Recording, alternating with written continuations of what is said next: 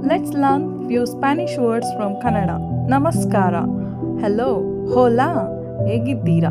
How are you? Como estás? ಧನ್ಯವಾದಗಳು. Thank you. Gracias.